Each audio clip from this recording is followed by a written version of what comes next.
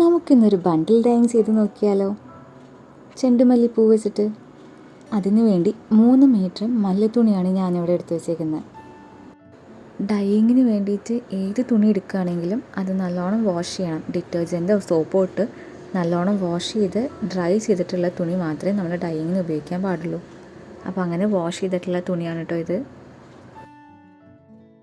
ഫാബ്രിക്കിൻ്റെ അളവൊക്കെ നിങ്ങൾക്ക് തന്നെ തീരുമാനിക്കാം കേട്ടോ. എത്ര ഫാബ്രിക് എത്ര മീറ്റർ വേണമെന്നൊക്കെ അത് നമ്മളിഷ്ടമാണ്. പിന്നെ വെള്ളം, നമുക്ക് ഈ തുണി എത്ര മീറ്റർ തുണിയാണോ എടുക്കുന്നത് ആ തുണി മുങ്ങിപ്പോകുന്ന രീതിയിലുള്ള വെള്ളമാണ് എടുത്ത് വെച്ചേക്കുന്നത്. പിന്നെ ഞാൻ ചേർക്കുന്നത് ആലം കല്ലാണ്. ആലം സ്റ്റോൺ എന്നൊക്കെ പറയും. അത് നമുക്ക് ആയുർവേദിക് ഷോപ്സിലൊക്കെ മേടിക്കാൻ കിട്ടും.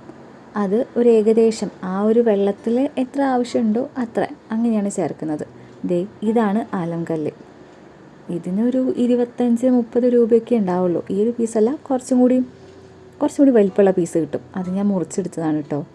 മുറിച്ചെടുക്കല പൊട്ടിച്ചെടുത്താണ്. അത് ഞാനവിടെ ഒന്ന് അലിയാൻ വേണ്ടി വെച്ചിട്ടുണ്ട്. ആ സമയം കൊണ്ട് നമുക്കിവിടെ ചെണ്ടുമല്ലി പൊട്ടിക്കാൻ പോവാം. ഇഷ്ടംപോലെ ഉണ്ടായി നിൽക്കുന്നുണ്ട്. ഇത് കാണാൻ തന്നെ നല്ലൊരു ഭംഗിയാണ്. അപ്പോൾ ഞാൻ വിചാരിച്ചു എന്തായാലും കുറേ ഇങ്ങനെ ഉണ്ടായി നിൽക്കുന്നുണ്ട്, അപ്പോൾ നമുക്ക് കുറച്ചൊന്നും എടുത്തിട്ട് ഒന്ന് ഡൈയിങ് ചെയ്ത് നോക്കിയാലോ എന്ന്. ഇത് ബണ്ടിൽ ഡൈയിങ് ആകുമ്പോൾ എളുപ്പം പണി തീരും. അപ്പോൾ നമുക്ക് ആവശ്യത്തിനുള്ള ചെണ്ടുമല്ലി പൊട്ടിച്ചെടുക്കാം. ഞാനിവിടുത്തെ എല്ലാ ചെണ്ടുമല്ലിയും പൊട്ടിച്ച് കംപ്ലീറ്റ് ആക്കിയിട്ട് എടുക്കുന്നുണ്ട് കേട്ടോ. എനിക്ക് എത്ര ആവശ്യം വരും എന്നറിയില്ല. നമ്മൾ എടുക്കുന്ന ഫാബ്രിക് അനുസരിച്ചിട്ടായിരിക്കും. ഞാനിപ്പോൾ 3 മീറ്റർ എടുത്തുകൊണ്ട് കുറച്ചധികം വേണ്ടി വരുമെന്നാണ് തോന്നുന്നത്. അത് കാരണം ഞാൻ എല്ലാതും പൊട്ടിച്ചെടുത്തിട്ടുണ്ട്. ചെണ്ടുമല്ലിയൊക്കെ പൊട്ടിച്ച് തീർത്ത് വരുമ്പോഴത്തേക്കും നമ്മൾ ആലങ്കല്ലൊക്കെ ഇവിടെ അലിഞ്ഞ് സെറ്റായിട്ടുണ്ട്. നമുക്കതിലേക്ക് ഫാബ്രിക്കിനെ മുക്കി കൊടുക്കാം. നല്ല രീതിയിൽ എല്ലാ ഭാഗം മുങ്ങിക്കിടക്കുന്ന രീതിയിൽ വേണം കേട്ടോ നമുക്ക് ചെയ്യാൻ വേണ്ടിയിട്ട്. അങ്ങനെ ഞാൻ ഫുള്ള് മുക്കി കൊടുത്തിട്ടുണ്ട്. നമുക്കൊന്ന് നിവർത്തി കൊടുക്കാം. അതിൻ്റെ ഉള്ളിലേക്കും കറക്റ്റ് ഒന്ന് വെള്ളം കയറാൻ വേണ്ടിയിട്ട് നമുക്കൊന്ന് മടങ്ങിയിരിക്കുന്ന ഭാഗങ്ങളൊക്കെ നിവർത്തി വെച്ച് കൊടുക്കാം. ഇത് നമ്മൾ മോഡേൺ ആയിട്ടാണ് നമ്മൾ ആലം യൂസ് ചെയ്യുന്നത്. മോഡേൺ എന്ന് പറയുമ്പോൾ ഫാബ്രിക്കും ഡൈയും തമ്മിൽ ഒന്ന് ഫിക്സ് ആവാൻ വേണ്ടിയിട്ട് യൂസ് ചെയ്യുന്നതാണ് ഈ മോഡേൺ. ഇത് നമുക്ക് കുറച്ച് നേരത്തേക്ക് ഈ തുണിയെ വെള്ളത്തിലേക്ക് ഇങ്ങനെ മുക്കി വെക്കുന്നത് വളരെ നല്ലതാണ്. അപ്പോൾ പെട്ടെന്ന് നമ്മളെ ഡൈ ഫാബ്രിക്കിൽ പിടിക്കും. അതിന് വേണ്ടിയിട്ടാണ്. അപ്പോൾ ഞാനിത് 1 മണിക്കൂർ ഇങ്ങനെ അനക്കാതെ വെച്ചിട്ടുണ്ട്. ആ സമയം കൊണ്ട് നമുക്കിവിടെ ചെണ്ടുമല്ലി കട്ട് ചെയ്തെടുക്കാം. നമുക്ക് ആ ഗ്രീൻ പോർഷനൊന്നും ആവശ്യമില്ല. ആ ഒരു യെല്ലോ, ആ ഫ്ലവറിൻ്റെ ആ ഒരു പോർഷൻ മാത്രമേ നമുക്ക് ആവശ്യമുള്ളൂ. അതൊക്കെ ഞാൻ കട്ട് ചെയ്തെടുക്കുകയാണ്.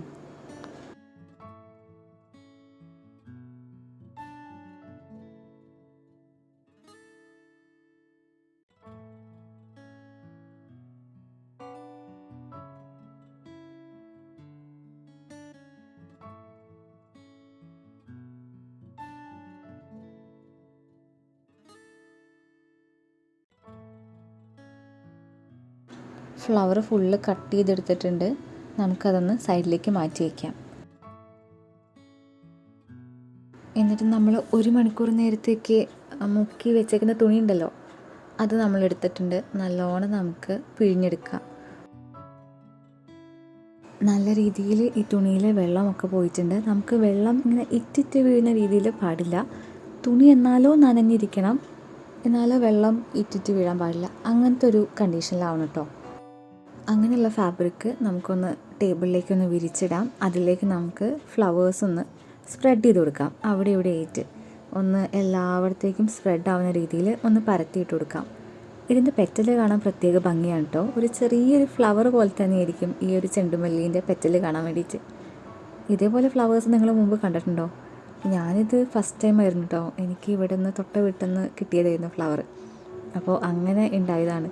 അപ്പോൾ നല്ല ഭംഗിയാണ്. അപ്പോൾ ഞാൻ എല്ലായിടത്തേക്കും സ്പ്രെഡ് ചെയ്ത് കൊടുക്കുകയാണ്.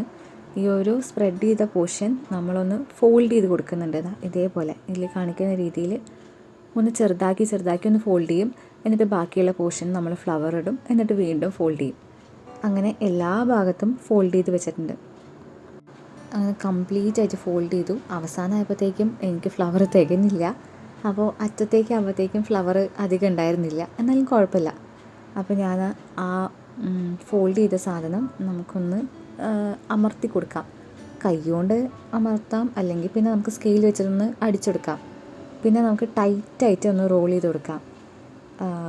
നല്ല രീതിയിൽ ടൈറ്റായിട്ട് വേണം നമ്മൾ ഫോൾഡ് ചെയ്യാൻ വേണ്ടിയിട്ട്. എന്നാലേ കറക്റ്റായിട്ട് നമുക്ക് ആ ഒരു ഫ്ലവറിൻ്റെ പ്രിൻ്റ് നമുക്ക് ഫാബ്രിക്കിൽ കിട്ടുള്ളൂ.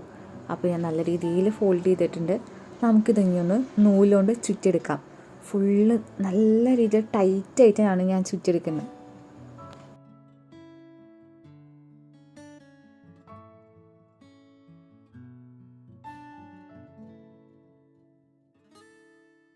എനിക്ക് കഴിയുന്ന പോലെ മാക്സിമം ടൈറ്റായിട്ട് ഞാൻ ചുറ്റി വെച്ചിട്ടുണ്ട്. എന്നിട്ട് നമുക്കൊന്ന് അവസാനം ഒരു കെട്ടിട്ട് കൊടുക്കാം. ആ ഒരു നൂല് പെട്ടെന്ന് ഇളകി പോകാതിരിക്കാൻ വേണ്ടിയിട്ട് ഒന്ന് കെട്ടി കൊടുക്കാം. ഇങ്ങനെയാണ് നമ്മളെ ബണ്ടിലുള്ളത്. നല്ല ടൈറ്റായിട്ട് കെട്ടി കൊടുത്തിട്ടുണ്ട്. നല്ല വൃത്തിക്കിരിക്കുന്നുണ്ട്. കുഴപ്പമൊന്നുമില്ല. അതാ ഇത്രയും ടൈറ്റായിട്ട് വെച്ചിട്ടുണ്ട്. അവിടെ ഇവിടെയൊക്കെ അതിൻ്റെ കളർ ഇപ്പം തന്നെ വരാൻ തുടങ്ങിയിട്ടുണ്ട്. അപ്പോൾ എന്നിട്ട് ഞാൻ സ്റ്റീമിംഗ് ആണ് ചെയ്യാൻ പോകുന്നത്. നമ്മൾ ഇഡ്ഡലി പാത്രത്തിൽ, നമുക്ക് പഴയ ഉപയോഗിക്കാത്ത ഇഡ്ഡലി പാത്രത്തിൽ 1 മണിക്കൂർ നേരത്തേക്ക് സ്റ്റീം ചെയ്യാൻ വെക്കുന്നുണ്ട്. 1 മണിക്കൂറിന് ശേഷമാണ് കേട്ടോ അപ്പോൾ ഇത്. 1 മണിക്കൂറിന് ശേഷം നല്ലോണം ആയിട്ടുണ്ട്. നമുക്കിതിനി പുറത്തേക്ക് എടുക്കാം. ഇത് ചൂടാറിയതിന് ശേഷമാണ് കേട്ടോ ഞാൻ ഇത് തുറക്കാൻ പോകുന്നത്. കുറച്ച് നേരം റെസ്റ്റ് ചെയ്യാൻ വെച്ചിട്ടാണ് ഞാൻ അവിടെ തുറക്കുന്നത്. ഫുള്ള് കംപ്ലീറ്റ്ലി ചൂടാറി ചൂടൊന്നും ഇല്ലാത്ത സമയത്താണ് നമ്മളിത് ഓപ്പൺ ചെയ്യേണ്ടത്. അപ്പോൾ അങ്ങനെ കാണുമ്പോൾ തന്നെ അറിയാം അവിടെ ഇവിടെയൊക്കെ ഇങ്ങനെ ചെറുതായി ഇങ്ങനെ പ്രിൻ്റായി വന്നിട്ടുണ്ട്. അപ്പോൾ നമുക്കിത് ഫുള്ളൊന്ന് കംപ്ലീറ്റ് തുറന്ന് കാണിച്ചു തരാം. ഞാൻ നേരത്തെ പറഞ്ഞല്ലോ ഈ ഒരു അറ്റ ഭാഗത്തൊന്നും ഫ്ലവേഴ്സ് ഉണ്ടായിരുന്നില്ല എന്ന്. എനിക്ക് ഫുള്ള് തികഞ്ഞിട്ടുണ്ടായിരുന്നില്ല. അപ്പോൾ ഞാൻ മാക്സിമം എനിക്ക് പറ്റുന്ന രീതിയിൽ ഒപ്പിച്ചിട്ടുണ്ട്. എന്നാലും കുഴപ്പമില്ല. അപ്പോൾ ആ ഉള്ളിലേക്കൊക്കെ നമ്മൾ ഫ്ലവേഴ്സ് ആക്കിയിട്ടുണ്ട്. നല്ല ഭംഗിയുള്ള പ്രിൻ്റാണ് കേട്ടോ. നമുക്ക് ഡ്രസ്സ് ഗൗണൊക്കെ ചെയ്യാൻ വേണ്ടിയിട്ട് നല്ല ഭംഗിയാണ്. അപ്പോൾ ഇതാണ് കേട്ടോ നമ്മളെ പ്രിൻ്റ്. ഇതിലുണ്ടായിരുന്ന പെറ്റൽസൊക്കെ ഉണ്ടാവും, ചെറിയ ചെറിയ പെറ്റൽസിൻ്റെ ബാക്കി വന്നൊക്കെ ഉണ്ടായിരുന്നു. അതൊക്കെ ഞാൻ ഒന്ന് കൈകൊണ്ടൊന്നും തട്ടിക്കളയായിരുന്നു ചെയ്തിട്ടുണ്ടായിരുന്നു കേട്ടോ. എന്നിട്ട് ഇപ്പോഴാണ് ഞാൻ ഒന്ന് വാഷ് ചെയ്യുന്നത്. ഇത് നോർമൽ വാട്ടറാണ്. നമുക്ക് വേണമെങ്കിൽ ഈ വാട്ടറിൽ കുറച്ച് ഉപ്പിട്ടിട്ട് ചെയ്യാൻ പറ്റും. ഉപ്പിടുന്നത് കുറച്ചുകൂടി നല്ലതാണ്. ഇതിപ്പോൾ ഞാൻ നോർമൽ വാട്ടറിലാണ് വാഷ് ചെയ്യുന്നത്. അതൊന്നൊരു 15 മിനിറ്റ് നേരത്തേക്ക് ഒന്ന് റെസ്റ്റ് ചെയ്യാൻ വയ്ക്കും. അതിന് ശേഷം നമുക്ക് നോർമൽ വാട്ടറിൽ ഒന്നും കൂടി വാഷ് ചെയ്തിട്ട് ഡ്രൈ ചെയ്യാനിടാം. അപ്പോൾ നമ്മൾ ഉണക്കാൻ ഇടുന്ന സമയത്ത് ഡയറക്റ്റായിട്ട് സൺലൈറ്റിൽ കിട്ടുന്ന സ്ഥലത്ത് ഇടാൻ പാടില്ല. ഷെയ്ഡുള്ള സ്ഥലത്ത് മാത്രമേ നമ്മൾ ഉണക്കാൻ ഇടാൻ പാടുള്ളൂ കേട്ടോ. ഇതൊരു നാച്ചുറൽ ഡൈയിങ് ആയതുകൊണ്ട് തന്നെ പെട്ടെന്ന് ഫെയ്ഡ് ആവാനുള്ള ചാൻസ് കൂടുതലാണ് കേട്ടോ. ഇതിൻ്റെ കളറ് കുറേ നാളത്തേക്കൊന്നും നീണ്ടു നിൽക്കില്ല, കുറച്ച് നാളത്തേക്കേ ഉണ്ടാവുള്ളൂ. നമ്മളൊരു സന്തോഷത്തിന് വേണ്ടി ചെയ്യുന്നതേ ഉള്ളൂ. അപ്പോൾ ഇത്രയേ ഉള്ളൂ നമ്മളെ ബണ്ടിൽ ഡൈയിങ്. ഒരു സിമ്പിളായിട്ടുള്ളതാണ്. അതുകൊണ്ട് ഞാനൊരു പെപ്ലം ടോപ്പാണ് ചെയ്തിട്ടുണ്ടായിരുന്നത്. ഞാൻ തന്നെ സ്റ്റിച്ച് ചെയ്തുണ്ടാക്കിയതാണ് കേട്ടോ. അപ്പോൾ ഇത്രയേ ഉള്ളൂ വീഡിയോ. Thanks for watching.